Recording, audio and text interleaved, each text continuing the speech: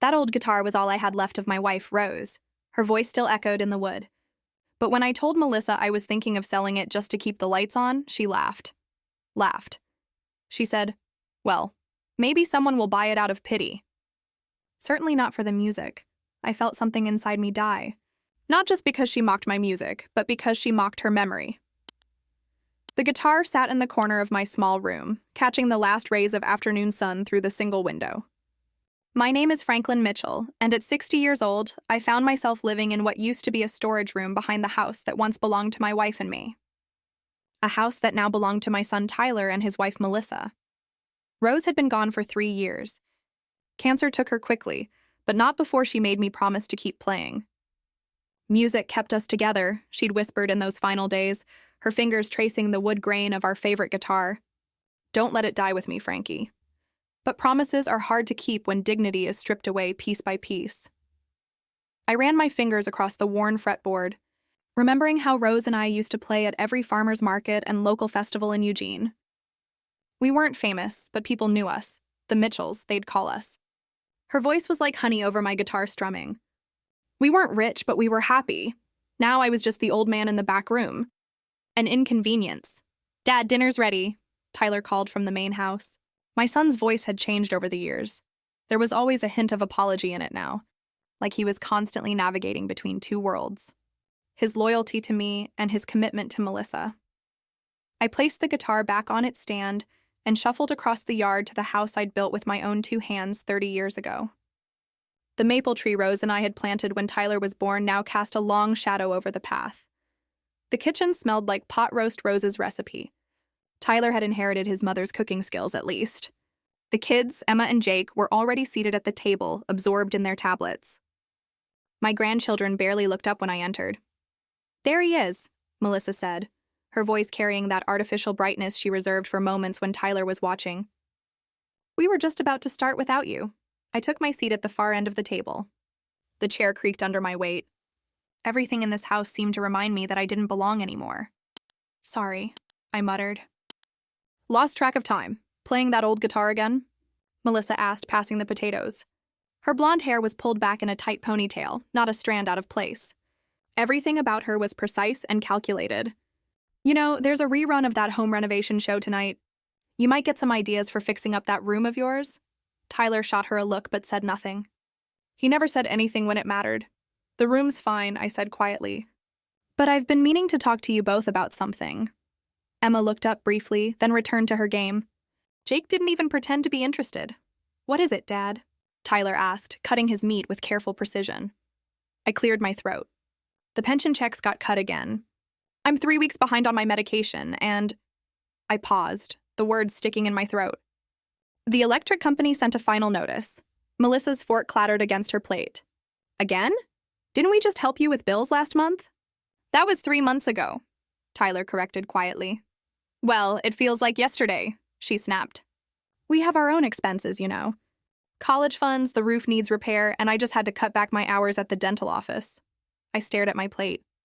"I know, I've been selling some things. My tools, some books, what's left to sell?" Melissa asked. I took a deep breath. "I was thinking about the guitar." The table went silent. Even the kids looked up. "Mom's guitar?" Tyler asked, his voice barely audible. "It could fetch a decent price," I said. "Enough to cover the bills and maybe even buy some groceries for the house." "For the kids," Melissa laughed. Actually laughed. It wasn't a chuckle or a giggle. It was a full-throated laugh that bounced off the walls Rose and I had painted sunshine yellow 2 decades ago. "Well, maybe someone will buy it out of pity." "Certainly not for the music." Tyler's eyes widened, but he said nothing. "What does that mean?" I asked, my voice steady despite the earthquake happening inside me. Melissa wiped a tear from her eye, still smiling. "Oh, come on, Franklin. You and Rose were sweet, but let's be honest. You played at farmers markets, not Carnegie Hall. That guitar is worth more in sentimental value than actual dollars." "Melissa," Tyler finally said. But his protest was weak, perfunctory. "It's fine," I said, pushing back from the table. "Never mind." "Dad, wait," Tyler started. But I was already walking away, back to my room, back to the only space that still felt like mine. I heard Melissa behind me, her voice carrying through the open window as I crossed the yard. So we're selling memories now? What's next, your dignity? That night, I sat in the dark with Rose's guitar across my lap. I didn't play, couldn't bring myself to draw sound from it knowing I might have to let it go. Outside, an early autumn rain began to fall, tapping against the window like Rose's fingers used to tap against the guitar body when she was thinking of a new song. "I'm sorry, Rose," I whispered. I tried to keep my promise. In the soft darkness, I could almost hear her voice. Not singing, but speaking in that gentle way she had when she wanted me to really listen. Dignity isn't something others can take from you, Frankie. It's something you surrender. I hadn't surrendered it willingly. It had been chipped away day by day, meal by meal, sideways glance by sideways glance. But sitting there in the dark, I made another promise to myself this time. I wouldn't surrender what remained. The community market on Willamette Street was busier than usual that Saturday morning. I'd walked the 15 blocks from Tyler's house, partly to save bus fare and partly because walking helped me think. My shopping list was modest: eggs, bread, maybe an apple or two if they weren't too expensive. Just enough to keep me from being a burden for a few more days. The bright canopies of the farmers' stalls created patches of colored shade against the late morning sun. This had been our spot. Rose and I would set up near the bakery, play for 3 or 4 hours, then pack up with enough tips to buy groceries and maybe catch a movie. Now I walked through as a ghost, unrecognized and unmourned. Franklin? Franklin Mitchell? I turned to see Maria Guzman, her hair more gray than I remembered, standing behind her vegetable stand. "Maria," I nodded, managing a smile. "How's business?" "Can't complain." Her eyes softened. "I miss your music, you know. You and Rose were the heartbeat of this place." I nodded, not trusting my voice. "Here," she said, pressing a small bag into my hands. "Some tomatoes and cucumbers." "On the house." "Maria, I can't." "You can and you will," she insisted. "That's what community means." I accepted with as much grace as I could muster, though each act of charity felt like another piece of my dignity slipping away. I thanked her and continued through the market, counting the dollars in my pocket, exactly 11, enough for the basics and nothing more.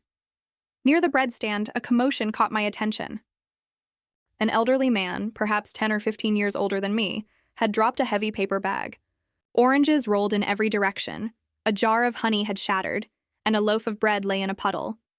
The man himself was on one knee, struggling to stand while market-goers flowed around him like a river around a stone. Not a single person stopped. I watched for perhaps 5 seconds before my feet carried me forward. Setting my own small bag down, I knelt beside him. "Let me help you with that," I said, gathering the escaped oranges. The man looked up, startled. His face was deeply lined, eyes magnified behind thick glasses, but there was something dignified in his expression. "Thank you," he said, his voice gruff but grateful. "Knees aren't what they used to be." "I know that feeling," I replied, helping him to his feet. "I'm Franklin. Calvin," he said, gripping my hand firmly. "Calvin Edwards." Together we salvaged what we could. The honey was a lost cause and the bread was soaked, but the oranges and other items were fine. I helped him to a nearby bench where he caught his breath. "I appreciate your help," Calvin said. "Seems basic courtesy is in short supply these days." "Happens to all of us," I said, sitting beside him. "Need help getting these to your car?" He nodded, "If you don't mind. It's just in the lot across the street." As we walked slowly toward the parking area, Calvin told me he lived alone on the other side of town. His wife, Elaine, was in a care facility with advanced dementia. 62 years together, he said. Now she doesn't know my face. Still visit her every day, though. "I'm sorry," I said, and meant it. "My Rose has been gone 3 years now." Calvin nodded, understanding in his eyes. "Children?" "A son, Tyler." I didn't elaborate. "Grandkids?" "2," I said, a smile finding its way to my face despite everything. "Emma's 12, Jake's 9. My granddaughter Sophie is 26, Calvin said, pride evident in his voice. "Smart as a whip. Studied at some fancy school to work with musical instruments." "A luthier?" Calvin's eyebrows rose. "That's the word. Restores guitars, violins, all sorts of stringed things. Got her own little shop in Portland now." We reached his car, a well-maintained older Buick. As I helped load his groceries, Calvin studied me. "You a musician?" he asked. The question caught me off guard. Used to be. My wife and I played at the market for years. Thought so. Got that look about you. He reached into his pocket and pulled out a business card. Sophie's shop.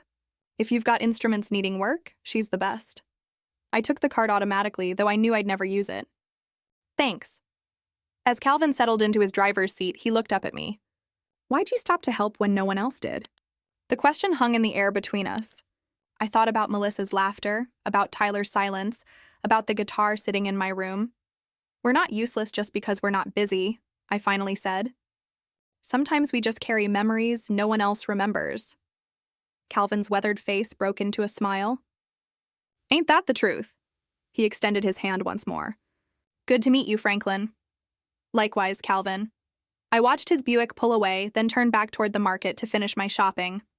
The encounter had left me feeling lighter somehow, as if the simple act of helping someone had restored something I hadn't realized was missing. That evening, I sat on the small concrete step outside my room, watching the sunset paint the sky in shades of orange and pink. In my hand, I held Calvin's granddaughter's business card. Strings and Stories, Instrument Restoration, it read, with a small guitar logo beneath. I thought about my own guitar, about Rose's voice, about promises kept and broken. Tomorrow I decided I would list it on a pawn shop website. Not because Melissa was right, but because keeping the lights on mattered too. As darkness fell, I tucked the card into my shirt pocket, a small memento of an unexpected moment of connection in a world that often felt disconnected. Had no way of knowing that this chance encounter would change everything. 2 days after meeting Calvin at the market, I sat at my small desk, the glow of my ancient laptop illuminating the room as dusk settled outside. On the screen, a pawn shop website was open, my cursor hovering over the post listing button. I'd spent the afternoon photographing Rose's guitar from every angle, trying to capture the worn spots on the fretboard that told the story of 1,000 songs. The small scratch near the sound hole from when Emma had tried to help tune it with a fork when she was 4. The description I'd written felt inadequate. Vintage acoustic guitar, well-loved, good condition. How could I possibly convey what this instrument meant? That Rose had saved for 2 years to buy it for our 10th anniversary? That we'd written our best songs on it? That it was the last thing she'd touched before? The doorbell rang, startling me from my thoughts. It was unusual for anyone to come to my door directly. Visitors. The rare few who came always went to the main house first. I closed the laptop and made my way outside, curious. The evening air carried the scent of someone's barbecue, mingling with the jasmine that grew along the fence. When I opened the door, I found a young woman standing there, holding a rectangular case. She had curly brown hair pulled back with a bandana, paint-splattered jeans, and a kind smile that immediately put me at ease. "Mr. Franklin?" she asked, shifting the case slightly in her arms. "Yes?" I responded, confusion evident in my voice. "I'm Sophie Edwards.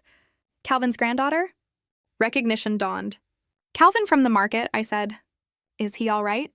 She laughed, the sound bright in the gathering darkness. "He's fine. Better than fine, actually. My grandfather told me everything. He hasn't smiled like that in years." I shook my head, still confused. "I didn't do anything special." "That's not how he tells it," Sophie replied. "In a world where everyone walks past an old man in trouble, the one who stops is special indeed." She extended the case toward me. "This is for you. For me? I don't understand." "Open it," she urged, her eyes twinkling with anticipation. I took the case, surprised by its familiar weight, and set it on the small table beside my door. When I unlatched it and lifted the lid, my knees nearly buckled. Inside lay a guitar, not just any guitar, but one identical to Rose's.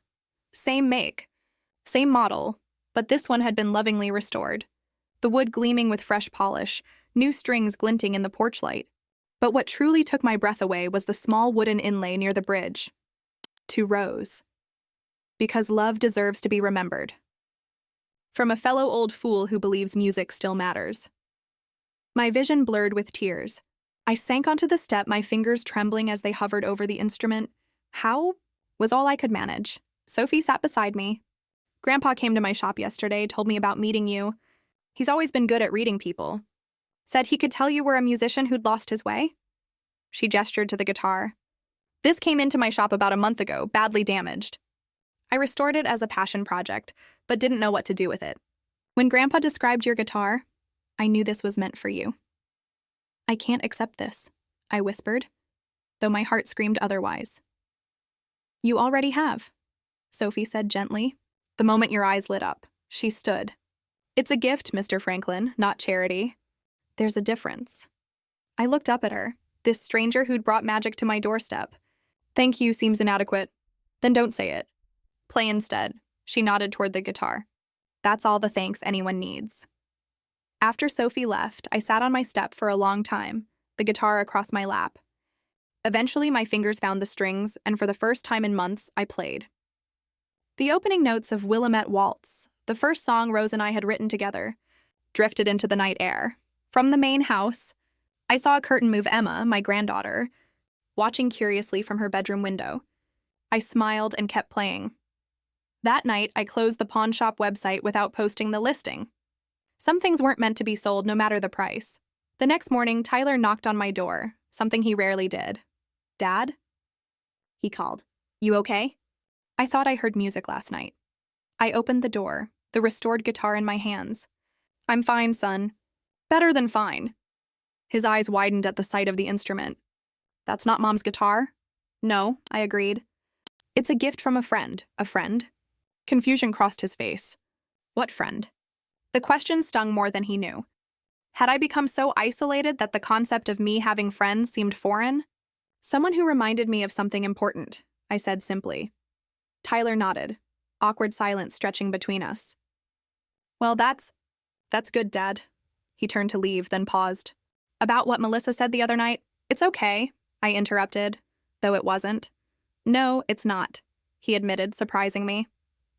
But I don't know how to fix it. I looked at my son Rose's chin, my eyes, caught between loyalty and convenience. Some things can't be fixed, Tyler. They can only be acknowledged. He nodded once more, then walked back to the house where Melissa was calling for him. Later that day, I found myself doing something I hadn't done in years practicing. My fingers were stiff, my calluses long gone, but the muscle memory remained. Each chord, each progression brought Rose closer, as if she were sitting beside me, humming along as she used to do. By evening, I'd made a decision. The community center was hosting an open mic night the following weekend, something Rose and I had performed at countless times. I would play again. Not for Melissa, not for Tyler, not even for Calvin and Sophie. For Rose, for myself, for the promise I'd made. When I called to sign up, the coordinator, an old friend named Diane, nearly dropped the phone. Franklin Mitchell? She exclaimed. Is it really you? We've missed you around here. It's me, Diane, I confirmed, a smile in my voice. Think you can squeeze in an old-timer? Are you kidding? You're headlining. The Mitchells were legends around here. Just one Mitchell this time, I said softly. One Mitchell is still more Mitchell than we've had in 3 years, she replied. Saturday at 8. Don't you dare be late. I hung up, a mixture of excitement and terror coursing through me. What was I thinking? I was rusty, out of practice. People would laugh, Melissa would laugh, but then I looked at the guitar, at the inlay with Rose's name, and remembered Calvin's words about his wife. Still visit her every day, though some promises transcend fear. The next few days passed in a blur of practice. My fingertips blistered, then calloused. My voice, unused to singing, cracked and wavered before finding its strength. I chose one song, the last one Rose and I had written together, a piece we'd never performed publicly. It felt right that it would be my return to music. I didn't tell Tyler or Melissa about the open mic night. Some journeys are meant to be taken alone. Saturday evening arrived with a sky of watercolor purples and pinks, as if Rose herself had painted it for the occasion. I dressed in my best shirt, a blue button-down she'd always liked, and polished my shoes. Small rituals of respect for what I was about to do. The community center was a 10-minute walk from the house. I cradled the guitar case in my arms, its weight reassuring rather than burdensome. As I passed through the yard, Emma spotted me from the porch swing. "Grandpa?" she called, setting aside her tablet. "Where are you going?" I paused, studying my granddaughter's face. She had Rose's eyes, curious, kind. "To play some music," I answered honestly. Her eyebrows rose. "Like for people?" "Yes, sweetheart. For people." She seemed to consider this, then asked, "Can I come?" The question caught me off guard. Emma had shown little interest in my life for years, content to exist in the digital world of her tablet and phone. You want to? She shrugged, attempting teenage nonchalance despite being a year shy of 13. Mom and Dad are arguing again. Jake's at a sleepover. I'm bored. Not exactly a ringing endorsement, but I'd take it. Sure, if your parents say it's okay. 10 minutes later, to my surprise, Emma and I were walking side by side toward the community center. Tyler had agreed readily, perhaps relieved to have one less witness to whatever argument was brewing with Melissa. So you used to do this a lot? With Grandma?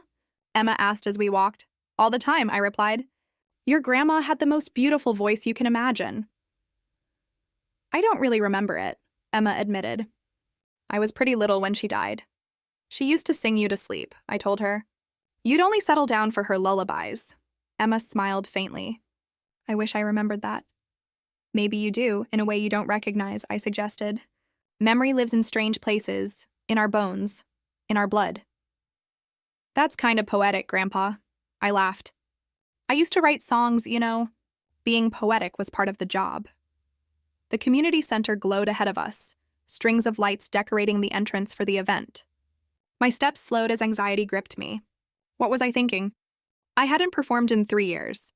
I was a different man now, older, broken in places. Emma sensed my hesitation. You okay? I nodded, not entirely convinced. Just nervous. About playing? She asked, genuinely curious. Why? You've done it before. That was a different time, I explained. A different me. Emma considered this, then said something so simple yet profound it nearly stopped me in my tracks. But the music's the same, right? From the mouths of babes, inside the community center hummed with activity. The main room had been transformed with a small stage, chairs arranged in semicircles, a modest sound system set up. Diane spotted me immediately, rushing over with open arms. Franklin Mitchell, as I live and breathe, she exclaimed, embracing me. And who's this beautiful young lady? My granddaughter, Emma, I introduced. Emma, this is Diane, an old friend. Nice to meet you, Emma mumbled, suddenly shy. Diane winked at her. Your grandpa and grandma were the heart and soul of these events. We've missed them terribly. Emma glanced at me with new interest, perhaps seeing me differently for the first time. You're on at 8:30, Diane informed me. That okay? I nodded, grateful for the chance to watch others perform first, to settle my nerves. We found seats near the back. The room filled quickly, mostly with faces I didn't recognize. Eugene had changed in 3 years. But there were familiar ones too. Maria from the market, a couple who used to request our songs, the barista from the coffee shop where Rose and I would write lyrics on napkins. At 8 o'clock, the show began. A young man with tattoos and a ukulele, a poetry collective performing spoken word, a teenage girl with a voice so pure it brought tears to my eyes. She's really good, Emma whispered during the girl's performance. You could do that, I told her. If you wanted. She rolled her eyes, but I caught a small smile. As if. Time seemed to accelerate. Before I knew it, Diane was at the microphone, her voice warm with emotion. Our next performer is someone special to this community. After a long absence, we're honored to welcome back Franklin Mitchell. A murmur rippled through the audience. I rose on unsteady legs, guitar in hand. Emma gave me a thumbs up as I made my way to the stage. The spotlight was blinding, the microphone intimidating. I adjusted it, cleared my throat, and spoke. It's been a while, I began, my voice shakier than I'd hoped. This song was the last one my wife Rose and I wrote together. It's called What Remains. I began to play, fingers finding the chords as if guided by an unseen hand. The first notes hung in the air, fragile as soap bubbles. Then I began to sing, my voice rough with emotion and disuse, but growing stronger with each verse. The song was about love that outlasts physical presence, about how people leave echoes in the spaces they once filled. As I sang, I felt Rose beside me, harmonizing as she always had. The audience faded away until it was just the two of us, sharing one last song. When the final chord faded, there was a moment of complete silence. Then applause erupted, not polite, perfunctory applause, but a genuine outpouring. Looking up, I saw people wiping tears, smiling, some even standing. In the back, Emma was recording with her phone. her face alight with an expression I hadn't seen in years. Pride. As I made my way back to my seat, people reached out to touch my arm to whisper thanks. Maria hugged me fiercely, saying, "She heard you, Franklin." "She definitely heard you." I was about to respond when the door at the back of the room opened. Tyler stood there, confusion written across his face. Beside him was Melissa, her expression a mixture of disbelief and something I couldn't quite name. "What's going on?" Tyler asked as I approached. "Emma texted us to come." I glanced at my granddaughter, who shrugged with a small smile. "Thought they should see it," she said simply. Before I could respond, Melissa spoke, her voice tight. "What now, he's a street musician? Is this some kind of cry for attention?" The words stung, but something had changed. I stood straighter, the guitar solid in my hands, the applause still echoing in my ears. "No, Melissa," I said calmly. "I'm just keeping a promise." Tyler stepped between Melissa and me, his face a mixture of confusion and something else, perhaps regret. "Dad, that was..." He paused, searching for words. "I had no idea you were still playing." "I wasn't," I said simply. "Until recently," Melissa folded her arms across her chest. "So what changed? Suddenly decided to relive your glory days?" Her tone was sharp, but I noticed something beneath it, a tremor of uncertainty. My performance had disrupted her narrative about me, about what I was capable of. "Let's not do this here," Tyler urged, glancing around at the curious onlookers. "It's fine," I assured him. "The show's still going on. We should sit and enjoy it." Diane announced the next performer, drawing attention back to the stage. I gestured toward some empty seats, and to my surprise, Tyler and Melissa followed Emma and me. We sat in awkward silence as a flautist played a haunting melody. During the intermission, Tyler leaned toward me. "Where did that guitar come from? It looks like Mom's, but different." "It's a gift," I said. "From new friends." Before he could press further, Diane approached, beaming. "Franklin, that was magnificent. Would you consider coming back next month? People are already asking." "I'd love to," I answered, realizing I meant it. "Wonderful. Oh, and someone wants to meet you. He says he has a proposition." Diane pointed to a distinguished-looking man with salt and pepper hair waiting near the refreshment table. "That's Daniel Morgan. Used to produce records in Portland before he retired here. Said your performance moved him?" Melissa's head snapped up at the word producer, her eyes narrowing slightly. "Go on, Grandpa," Emma encouraged. "I'll wait with Mom and Dad." Daniel Morgan had kind eyes and a firm handshake. "Mr. Mitchell, that was something special. Your wife was Rose Mitchell, correct?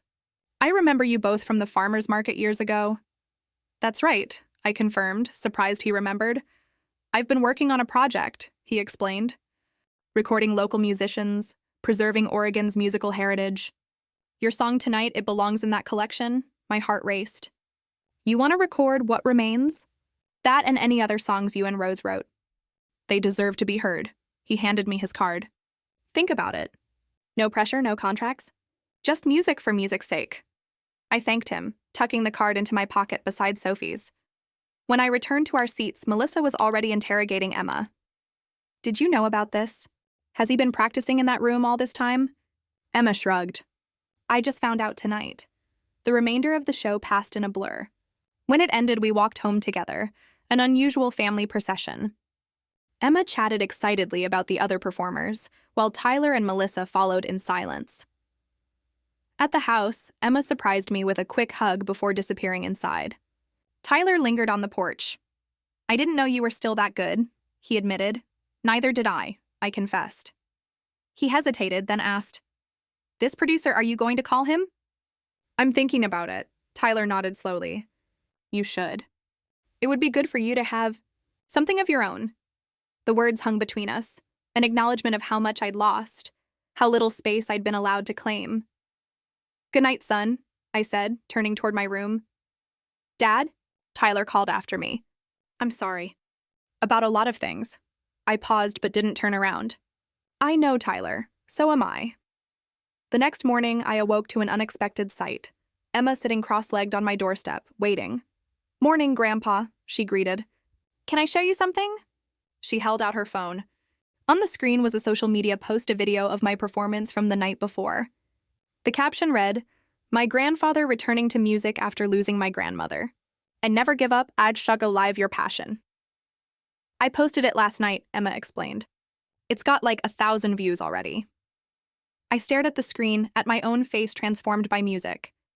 1,000? People are sharing it everywhere. Someone even recognized you from when you and Grandma used to play at the market. I didn't know what to say.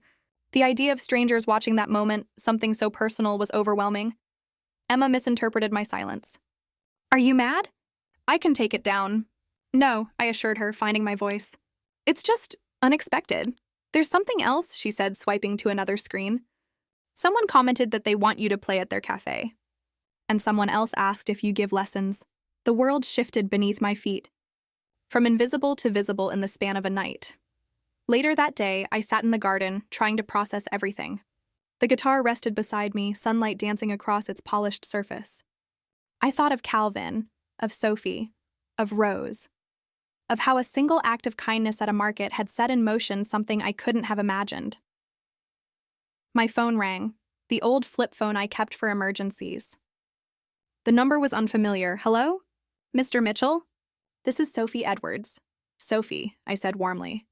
I was just thinking about you and your grandfather. I saw the video, she said. Emma tagged my shop in it.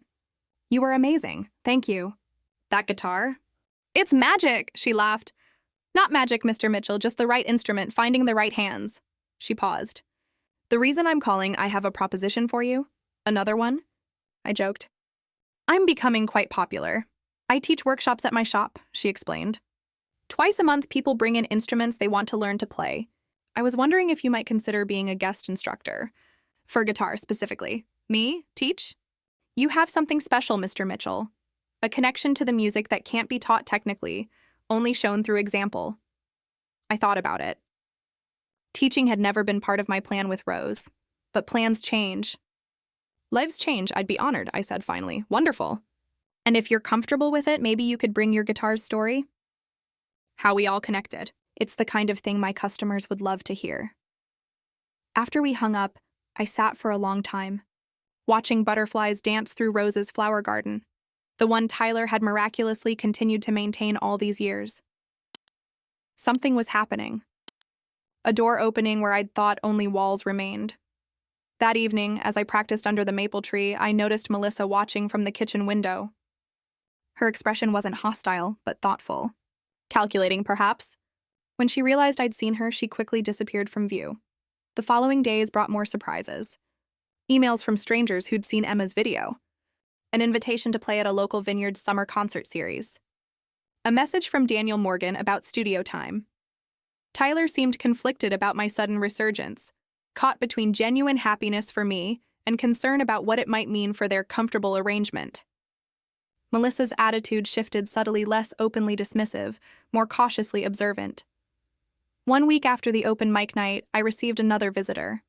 Calvin himself stood at my door, leaning on a cane but smiling broadly. Heard you made quite a splash, he said, eyes twinkling. Thanks to you and Sophie, I replied, inviting him in. My small room was hardly suited for entertaining, but Calvin didn't seem to mind. He settled into my only chair while I sat on the bed. Sophie tells me you're going to teach at her shop, I nodded. If people will listen to an old man like me, Calvin laughed. Old men like us have the best stories. And the best songs. We talked for nearly an hour. About music, about loss, about second chances. As he was leaving, he paused in the doorway. You know what my Elaine used to say? Life's got more verses than we expect. You just gotta keep singing till you reach the end. I watched him walk slowly to his car, where Sophie waited to drive him home. Two strangers who had become, in the space of a week, something like family. That night, I made a decision. It was time for a change, a real one. The envelope arrived on a Tuesday, exactly 2 weeks after my performance at the community center. I signed for it with shaking hands, recognizing Daniel Morgan's return address. Inside was a check, the first payment for the recording session we'd completed the previous weekend, along with a handwritten note. Franklin, the engineers were moved to tears. We've already had requests from 3 local radio stations to play What Remains when the album releases. This is just the beginning. Daniel. The amount was modest by industry standards, but to me it represented something priceless: independence. I folded the check carefully and placed it in my wallet. Then I walked to the main house, knocking on the door instead of using my key. Melissa answered, surprise flickering across her face. Franklin. Tyler's not home. I know, I said. I came to talk to you. Her eyebrows rose slightly, but she stepped aside to let me in. The house felt different now, less like my former home, more like a place I was visiting. We sat at the kitchen table, that battlefield of past confrontations. I wanted to let you know, I began, my voice steady. I'm moving out. Melissa's composure slipped. What? Where would you go? How would you? I found a small apartment near the community center, I explained. It's within my budget now. Your budget, she repeated, the words careful, measured. From playing music? I nodded. The recording session, some upcoming gigs, and the teaching position with Sophie's shop. Melissa was silent for a long moment, recalibrating. I could almost see the calculations behind her eyes, what this meant for their household finances, their routine, their image. Does Tyler know? She finally asked. Not yet. I wanted to tell you first. Why? The question hung between us. Why indeed? After years of sideways comments, thinly veiled contempt, deliberate exclusion, why give her this courtesy? Because, I said simply, I wanted you to hear it from me, not as an accusation from Tyler, not as something to defend against. She looked away, fingers drumming on the table. When? End of the month. I've already signed the lease. More silence. Then, unexpectedly, what about the kids? Emma's getting attached to you again. The again stung, a reminder of how much distance had been created between my grandchildren and me. I'll be 15 minutes away, I said. They can visit any time. And I'll still come for Sunday dinners if I'm welcome. Melissa stood abruptly, moving to the sink to rinse an already clean glass. Tyler won't like it. He worries about you being alone. I'm already alone, Melissa, I said, not unkindly. The difference is now I'll have my own space to be alone in. She turned, something vulnerable flickering across her face before her usual mask returned. You've changed. No, I corrected gently. I've remembered. Our conversation ended without resolution, as most conversations between us did. But something had shifted, a new understanding, if not quite respect. Tyler took the news harder than Melissa. He came to my room that evening, his face etched with concern and guilt. Dad, you don't have to leave. If Melissa said something, did something, this isn't about Melissa, I interrupted, or you. It's about me finding my way back to myself. But your health has improved since I started playing again, I finished for him. My blood pressure's down. I'm sleeping better. He ran a hand through his hair, a gesture so like Rose it made my heart ache. I promised Mom I'd take care of you. And you have, I assured him. But now it's time for me to take care of myself. Tyler sat heavily on the edge of my bed. I've made a mess of things, haven't I? We all have, I said. But that doesn't mean we can't fix them. Emma and Jake took the news differently. Jake, at 9, was concerned primarily with whether my new apartment had space for his video game console when he visited. Emma, however, surprised me. Can I help you move in? She asked. I'm good at organizing stuff. I'd like that, I told her. The remaining weeks in Tyler's house passed quickly. I sorted through my belongings, deciding what to keep, what to donate, what to pass on. Rose's guitar, of course, would come with me. So would the photo albums, her collection of sea glass, the quilt her mother had made. Diane helped me find secondhand furniture. Sophie and Calvin assisted with transportation. Even Maria from the market contributed, arriving one afternoon with houseplants to bring life to your new place. The day before my move, I received an unexpected visitor. Melissa came to my room alone, something she'd never done before. May I come in? She asked, hovering in the doorway. I nodded, curious. She looked around at the packed boxes, the bare walls. It's really happening. Yes, I confirmed. Tomorrow, Melissa took a deep breath. I owe you an apology. Of all the things I'd expected her to say, this wasn't one of them. For what, specifically? I asked, not unkindly. For treating you like a burden, she said, the words coming quickly now. For making you feel unwelcome in your own home. For what I said about your music. I studied her face, searching for the calculation behind the apology. To my surprise, I found none only discomfort, and something that might have been genuine regret. Thank you for saying that, I said finally. Tyler doesn't know I'm here, she admitted. He'd want to make it a big emotional scene, but I thought... Just between us, I nodded, understanding. Just between us, she turned to leave, then paused. Your song, the one you performed. It was beautiful. Before I could respond, she was gone, the door closing softly behind her. The next day, as I prepared to leave, my phone rang. It was Daniel Morgan. Franklin, great news. A producer from Seattle heard your track and wants to include it in a compilation album. Northwest Voices, they're calling it. There's an advance if you're interested. By the time I hung up, Tyler had arrived to help with the last of my boxes. Good news? He asked, noting my expression. Very good, I confirmed. My song's going to be on a compilation album. Pride flickered across his face. Mom would be thrilled. Yes, I agreed. She would. As we loaded the last box into Calvin's borrowed truck, I paused to look at the house, at the maple tree, at Rose's garden, at the window of the room that had been both my prison and my sanctuary. You can always come back, Tyler said, mistaking my contemplation for hesitation. I know, I said, but sometimes moving forward means not looking back. My new apartment was small but bright, with windows that faced east to catch the morning sun. The building housed several other seniors, including a retired jazz pianist who'd already invited me for coffee. It wasn't luxurious, but it was mine, every inch of it. That evening, after everyone had gone, I sat by the window with Rose's guitar across my lap. The setting sun painted the walls gold, then pink, then blue. I played softly, letting the music fill the new space, making it home. On the table beside me lay Daniel's check, Sophie's business card, Calvin's words of wisdom, and a note Emma had slipped into my pocket. Proud of you, Grandpa. Can't wait for our next music lesson.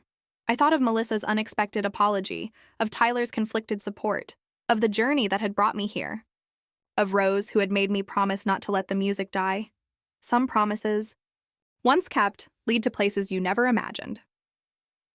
6 months after moving into my apartment, life had transformed in ways I could never have anticipated. The compilation album featuring What Remains had been released to modest but meaningful regional acclaim.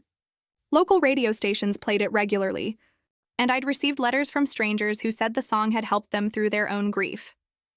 My Thursday evening lessons at Sophie's shop had become something of a local fixture. What began as simple guitar instruction evolved into storytelling sessions where music and memory intertwined. People came not just to learn chords and strumming patterns, but to hear about Rose, about our years playing together, about how music could carry you through the darkest times. You're not teaching guitar, Sophie observed one evening as we closed up the shop. You're teaching resilience. On Sundays, I still went to Tyler and Melissa's for dinner, but the dynamic had shifted. I arrived as a guest, not an occupant, a father and grandfather, not a burden. Melissa's attitude toward me had softened into something resembling respect, if not quite warmth. She asked about my upcoming performances, even attended one with Tyler and the kids at a local cafe. Emma had become my most dedicated student, borrowing one of Sophie's shop guitars until her birthday, when Tyler and Melissa surprised her with one of her own. Her voice, tentative at first, had begun to blossom a clear soprano that reminded me painfully of Rose. Do you think Grandma would have liked my singing? She asked one afternoon as we practiced in my apartment. She would have loved it, I assured her. Almost as much as she would have loved seeing you grow into such a thoughtful young woman. Even Jake had found his way into our musical circle, showing an unexpected talent for percussion. He'd join our practice sessions, tapping out rhythms on whatever surface was available, much to the chagrin of my downstairs neighbor. Life had found a new rhythm, steady and sustaining. But there was still one chord that remained unresolved. It was Calvin who finally pushed me to address it. We'd taken to meeting weekly at a cafe midway between our homes, two old men sharing coffee and conversation that ranged from the philosophical to the mundane. Heard from Daniel lately? He asked during one such meeting. I nodded. He's organizing a tribute concert at the Holt Center. Local songwriters celebrating local songwriters. Wants me to perform. You'll do it, of course. I'm considering it, I hedged.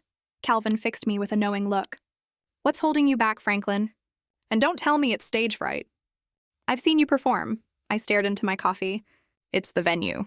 Rose and I always talked about playing there someday. It was our dream venue. All the more reason then. But without her, you're honoring what you built together, Calvin interrupted gently. Just like I honor Elaine every day, even though she doesn't recognize me anymore. I looked up at my friend, this man who understood loss in ways few others could. You still visit her daily? Every afternoon, he confirmed. Some promises don't have expiration dates. That evening, I called Daniel and accepted the invitation to perform at the tribute concert. The event was scheduled for the following month, May 15th, which would have been Rose and my 45th wedding anniversary. The synchronicity felt too perfect to ignore. One request, I told Daniel. I'd like to bring someone with me, a duet partner. When I asked Emma if she would perform with me, her eyes widened in shock. At the Holt Center? In front of actual people? Grandpa, I can't. You can, I assured her. You don't have to answer now. Think about it. 3 days later, she called me. If I say yes, she began, her voice quavering, will you help me not totally embarrass myself? Every step of the way, I promised. We began practicing immediately, grandpa and granddaughter, carrying forward a musical legacy. I taught her Morning Light, the first song Rose and I had ever performed publicly. Emma learned quickly, her young voice bringing new life to the familiar melody. 2 weeks before the concert, Tyler pulled me aside after Sunday dinner. Dad, Emma says you've invited her to perform with you, I nodded. If that's all right with you and Melissa. Tyler ran a hand through his hair, that gesture so like his mother. It's more than all right. It's perfect, his voice caught. Mom would be so proud of both of you. The night of the concert arrived with clear skies and a gentle breeze that carried the scent of blooming roses from the gardens surrounding the Holt Center. Backstage, Emma fidgeted with her dress, a vintage-inspired piece that Sophie had helped her select. What if I forget the words? She whispered, panic rising in her eyes. Then I'll be right there to remind you, I assured her. But you won't forget. The audience was larger than I'd expected, nearly a full house in the smaller of the center's 2 performance spaces. From my position in the wings, I could see familiar faces. Tyler and Melissa with Jake between them, Calvin and Sophie in the 3rd row, Maria and several other market vendors, Diane from the community center. As we waited for our turn, Daniel approached, program in hand. Change of plans, he said. You're closing the show. Closing? I echoed. But I thought, trust me, Daniel winked. It's where you belong. The evening unfolded beautifully. Local musicians, some I knew and many I didn't, performed songs that captured the spirit of our region, its landscapes, its people, its particular brand of resilient hope. After each set, the applause grew warmer, the atmosphere more intimate, as if we were all gathering around the same metaphorical campfire. Finally, Daniel stepped to the microphone. Our final performers tonight represent something special, music passed from one generation to the next. Please welcome Franklin Mitchell and his granddaughter, Emma Mitchell.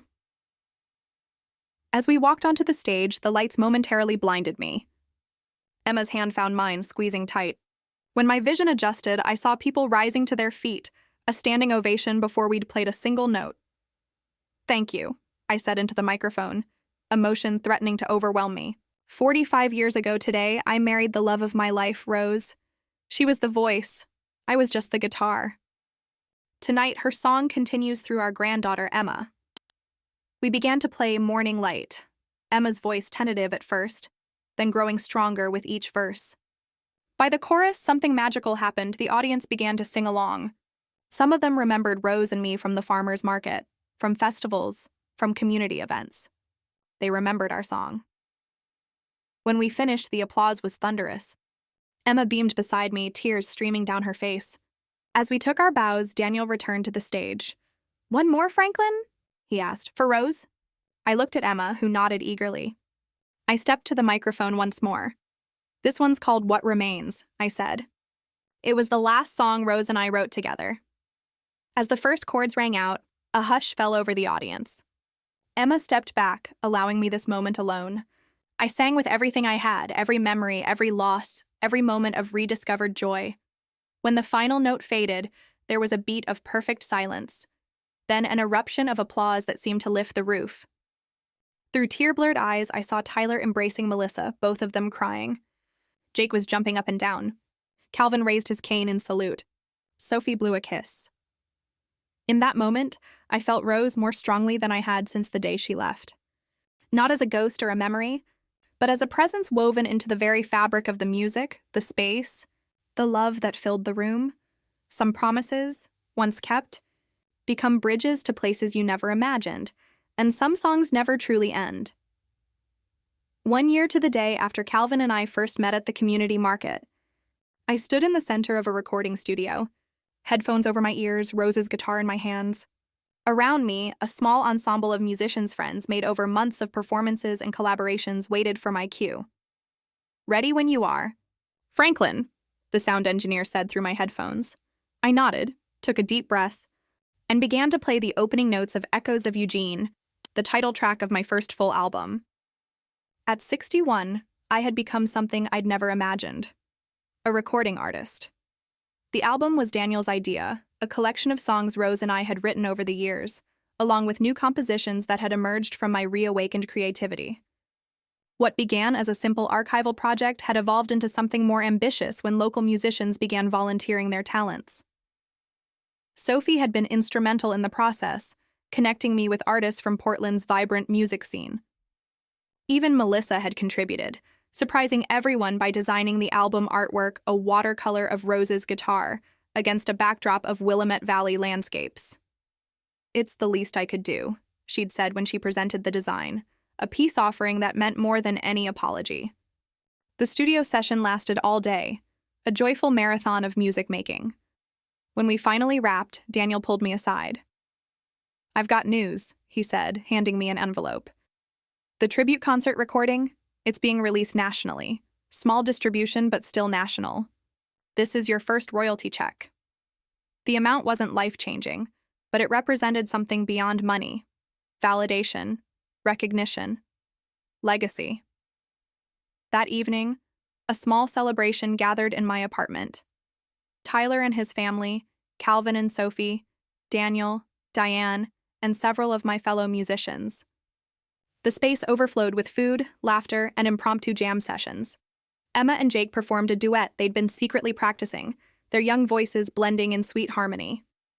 As the party wound down, Calvin motioned me onto the balcony, away from the noise. "Got something to tell you," he said, his voice gruff with emotion. "Elaine passed yesterday." I placed a hand on his shoulder. "Calvin, I'm so sorry." He nodded, eyes fixed on the distant mountains. "She went peaceful. I was there, holding her hand." He cleared his throat. "Told her all about you, about the music. Thought I saw her smile just for a moment." We stood in silence, two men who understood the particular weight of loving someone beyond their physical presence. "Sophie and I are moving to Portland," Calvin continued after a while. "She needs help with the shop, and I need purpose." "We'll miss you," I said, meaning it deeply. "Not if you visit. Sophie's already planning to expand those workshops of yours. Says you've got a waiting list now." Inside, someone had started playing one of Rose's favorite songs. The melody drifted through the open door, wrapping around us like a familiar embrace. "Life's got more verses than we expect," I quoted softly. Calvin smiled. Elaine always did have a way with words. 2 months later, Echoes of Eugene was released to modest but enthusiastic reception. Local bookstores and coffee shops carried it, and the online distribution reached further than I'd ever imagined. Reviews praised its authenticity, its sense of place, its emotional resonance. But the most meaningful response came from a retirement community in Arizona, where a former Eugene resident had shared the album with fellow seniors. They'd started a listening group, gathering weekly to experience the music together and share their own stories of love and loss. "Your songs help us remember," the letter explained. "Not just our own pasts, but the feeling that someone else understands." That letter sparked an idea. With Daniel's help, I began reaching out to senior centers and retirement communities across the Pacific Northwest, offering free concerts. Not performances exactly, but musical conversations, spaces where songs became starting points for shared memories and connections. Tyler, initially skeptical of my rigorous travel schedule, became my unexpected ally. "Mom always said music was meant to be shared," he reminded me. "She'd love what you're doing."